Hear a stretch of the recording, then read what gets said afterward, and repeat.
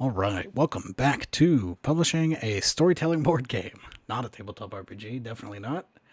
Um, yeah, this is my series where I go over the steps that I'm taking to publish the Locked Room Murder Mystery game. In the last video, I believe the biggest thing I talked about was the decision to stop thinking of this as a book and start thinking of it as a board game. A lot of reasons, pros and cons of both. The biggest con of the board game zone is it's harder to do. It's harder to make a board game than it is a book, at least in terms of like physical production. I mean, I don't mean design wise, that's a whole other thing. But the physical production of the board game box is just a lot more involved. So that's what this video is going to be about because I just got back a quote about the different components that I had submitted.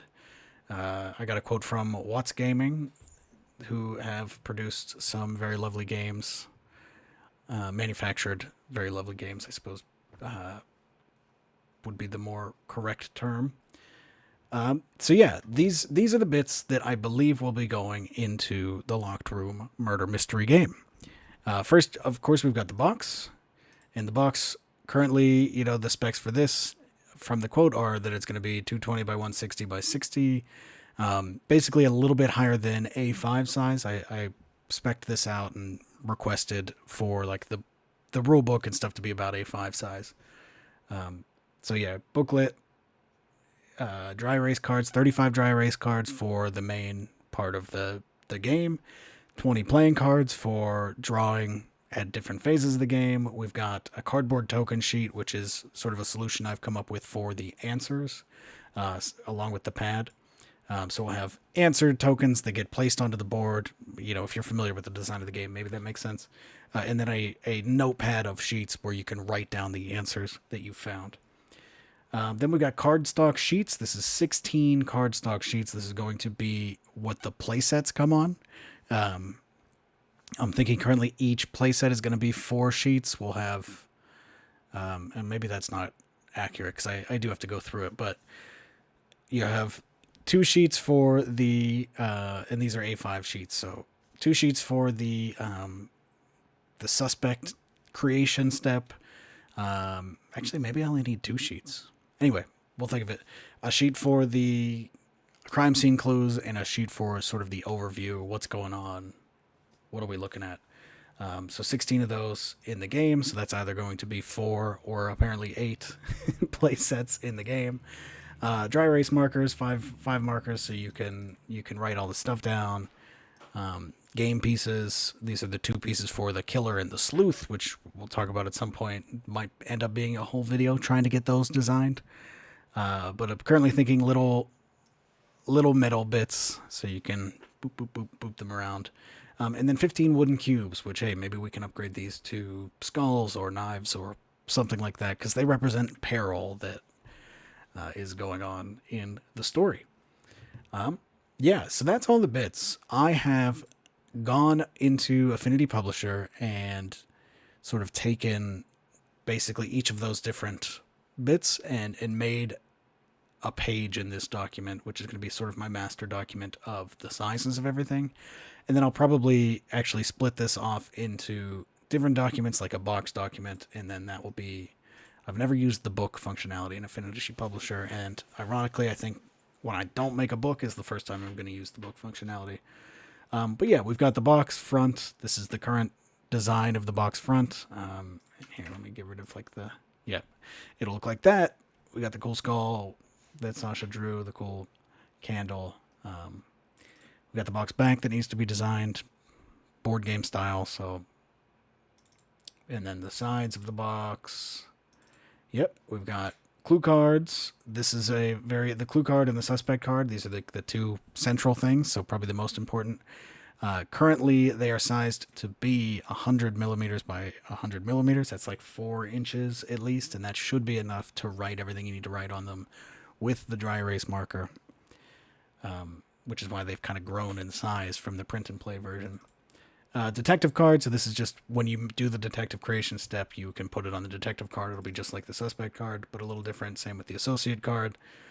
Just cards that are characters related to or not related, familially, but characters that know the detective and can crop up in all your different stories. We've got game cards. The game cards are going to be like playing cards, because I mean, if this was a book, I would just tell you to bring your own playing cards, but since it's a box, I will give you cards, and they're going to be shaped like this. Here we go, like that. I need 20 of these, 4 different suits, 5 different cards. So that'll be fun. We can come up with new suits, so I don't have to use clubs and spades. We can do like knives and blood or whatever the hell. We'll figure it out. Then we move on to these game boards. The game boards are going to be different references. So I've got sort of the rough draft of one of them here. Maybe 2 of them. Yeah. So these will have the cards, a place to store the cards that haven't been drawn, and then also a place to store the cards that have been drawn, so you can sort of sort through and play through them. And in the quote, actually, here's a little tidbit for anybody watching. This 44C, you'll see this in printing, whether you're doing a book, a game, anything that you're getting printed. This is the 2 sides of the thing you're getting printed and how many colors are on each side. Colors being, the printing colors of CMYK, cyan, yellow, magenta, and black. So 44C means these are things that are printed on both sides, which I wasn't actually expecting. I have to ask them about this a little bit, because the playing boards, I was expecting them to be one-sided. They're quoted here for 2-sided, which means I can cut down on how many I include, and also expand what I'm including to have a little bit more reference. Yeah, which we'll get to. We'll get to all that. So that's what these are. I asked for 6. I really need 5, and then I was going to do 1 reference, but I think what I'll do, since they're double-sided, is have 4 and have the back be references for future phases. So Meet the Suspects, first part of the game, very light mechanically. The back of Meet the Suspects can include additional rules that are used in the story that begins. The story begins then will flow into the murder. The murder is a pretty light part of the game, so you don't need many references. So then the back of the story begins and the murder can be the rest of the references that will be part of the investigation, because the investigation is sort of the most mechanically complex part of the game. You have, at that point, your story is rolling, you're ready to like really chew on some mechanics, and then the last board is just the summation, the least mechanical. After the most mechanical investigation, the summation is where you tie all of the story together in one spot.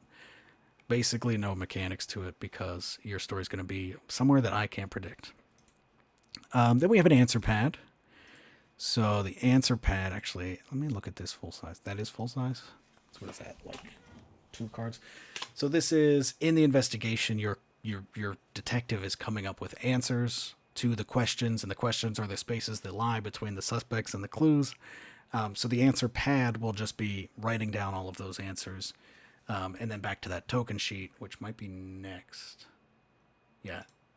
The token sheet will have numbered tokens where you place the answers, so you can place like answer number 1 down on the board, and then you can write down in good detail what answer number 1 actually is on the answer pad. And then the last component is this playset sheet. This is, like I said, all of the information, which maybe I can pull up a previous draft of that real quick. One second. Man, I was really rolling before this. Here we go. Yeah. Do I have the double?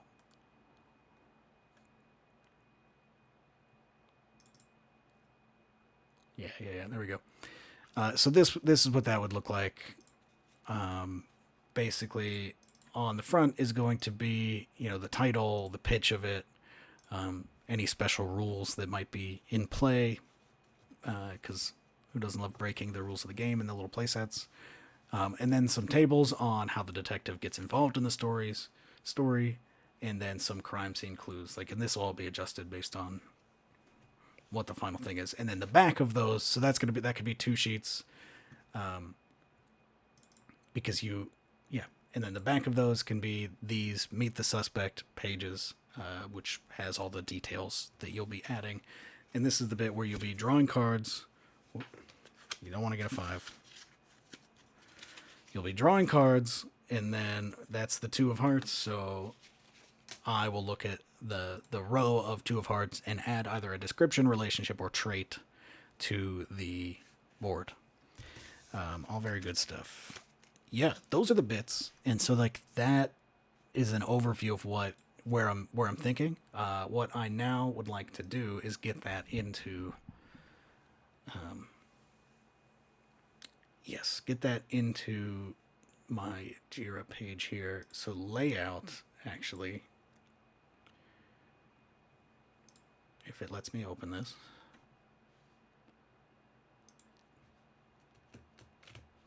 Cool.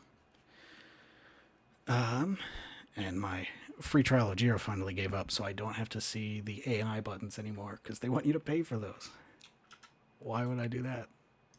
You're actually encouraging me to not pay for them. Anyway. And we'll put this over here.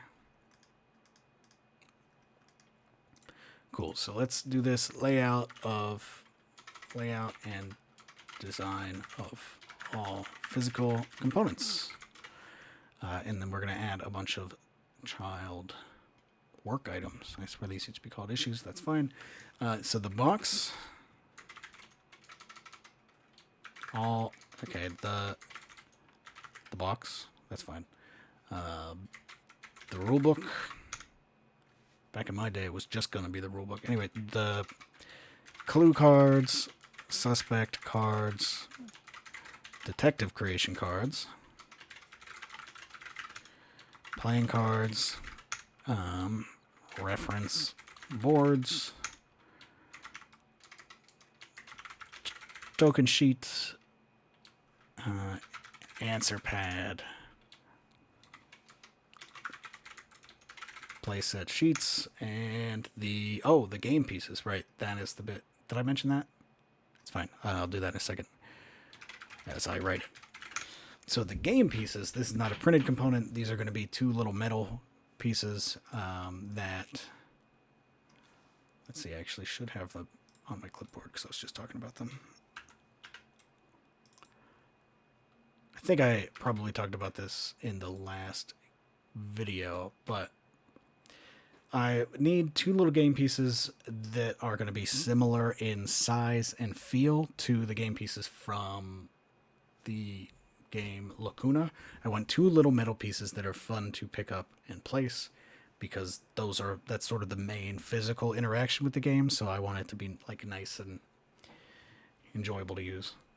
So in my prototypes, I'm using these pieces from Lacuna, but obviously that will change. And I have to figure out how to design those, or figure out who I can hire to design those, because I haven't touched CAD in 15 years, maybe 16. I don't know. I took a really not that helpful CAD class in high school, and that is it.